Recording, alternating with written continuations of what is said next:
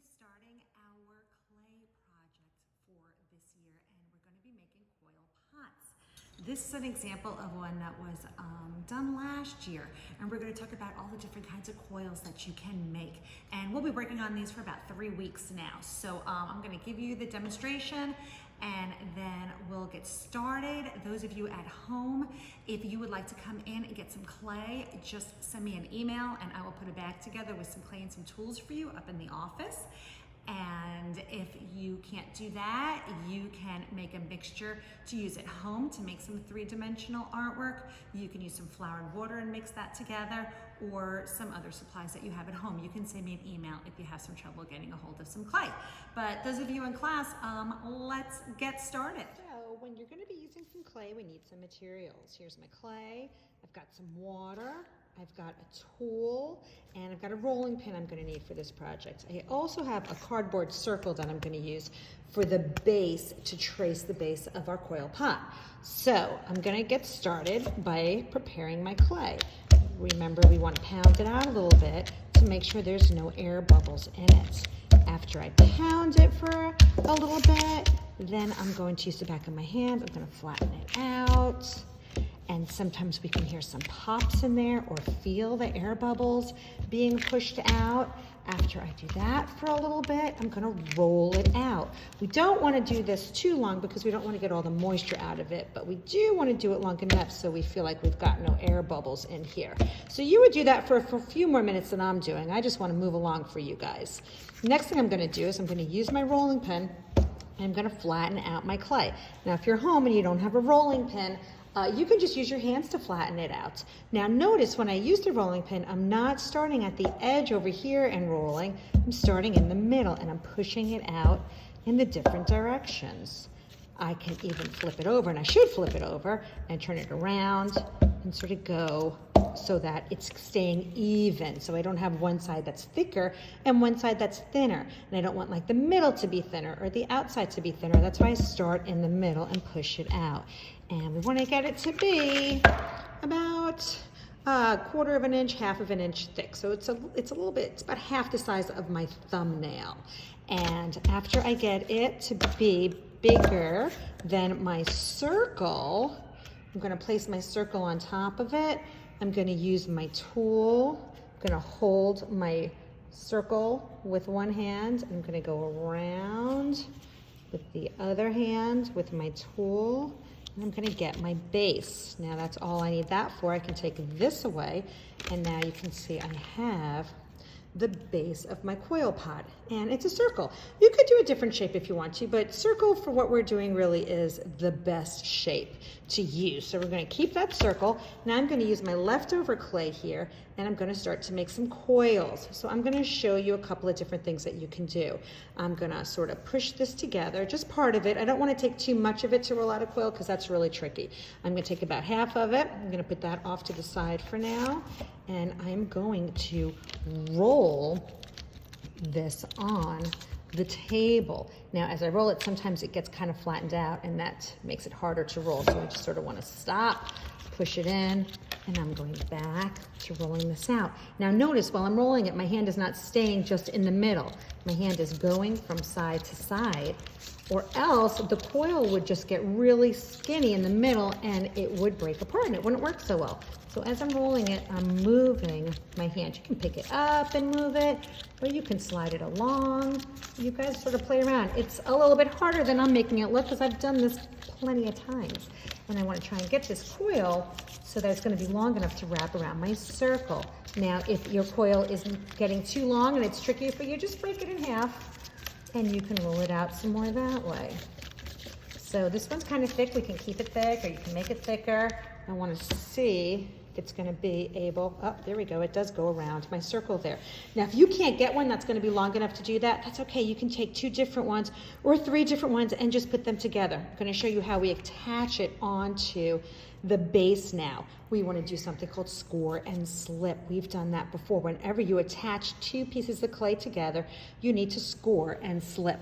So I'm going to take my tool here. You could use a pencil to poke holes. I'm going to make score marks, and that means I'm making like little X's going around here. just the parts where I'm going to be connecting the two pieces. I don't need to put them in the middle because I'm not connecting the clay in the middle. Now I'm going to go along my coil and I'm going to make my marks there. And then I'm going to slip. I'm going to take my water, I'm going to get some of my fingers, and I'm going to fill in side of those holes that I made, those score marks. And I'm going to do the same thing on the top here. Now I'm going to line it up so the score marks connect. Now I forgot I should have cut this down. It's a little bit too big, but that's okay. I can do that now. I'm just going to cut that off there. And there we go. I'm going to line that up. I'm going to smooth that down. And I can sort of use my tool to sort of get that connected better on the inside also. On the outside, we kind of want to keep it so that we can see the line. So you see the coil marks. So see on the outside here, I kind of want to keep it so I can see those marks. If you want to connect them, you can. But it is nice to see that there's a coil on top of my base. Now you can just keep doing coils and coils and coils. I want to show you a couple of other things that you can do also. You can do spheres. So I'm going to take a little piece and I'm going to make, rolling that up, I'm going to make a circle out of it. I could attach that and make a whole row of spheres. I'm going to put some score marks on the bottom there, score marks there, places that are going to be connected, water there, and I can connect that. Again, you can see how that looks.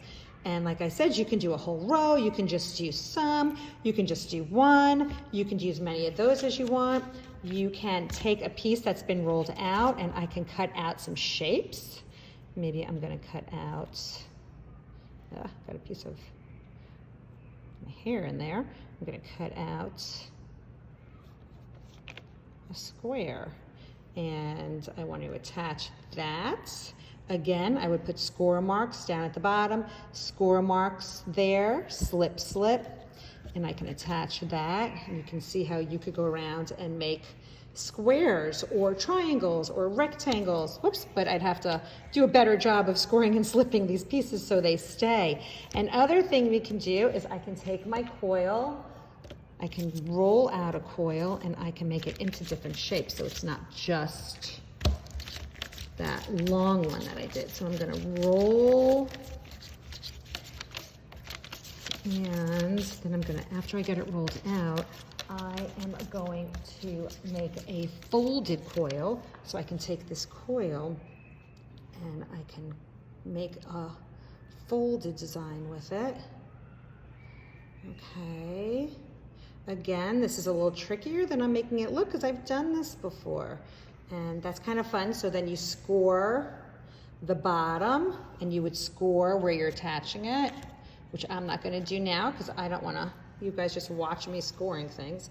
And then I would attach that like that. Okay, now remember you have to score and slip it or it would fall off when it dries. But you could make a whole row going around like that. The other thing I could do is I could take this coil and I can make it into shapes. So for example, I could roll it and make it into a circle.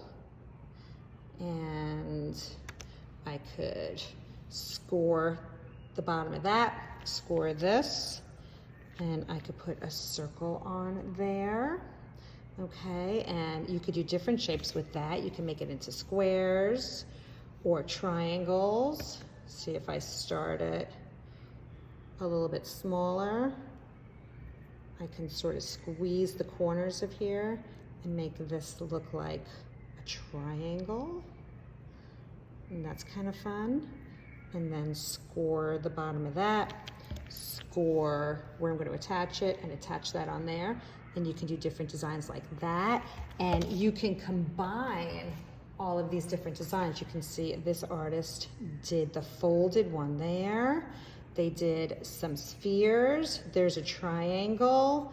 There's a rectangle. This person did a great job of doing a lot of different things. And there's just some coils going around and then some smaller pieces at the top. So you guys can have some fun combining all of these different techniques. Just make sure you are scoring and slipping everything as you're putting it together. And we will be working on this for about 3 weeks. So those of you at home, send me some pictures. Let me know, email me if you want to pick up supplies, and have a lot of fun, guys.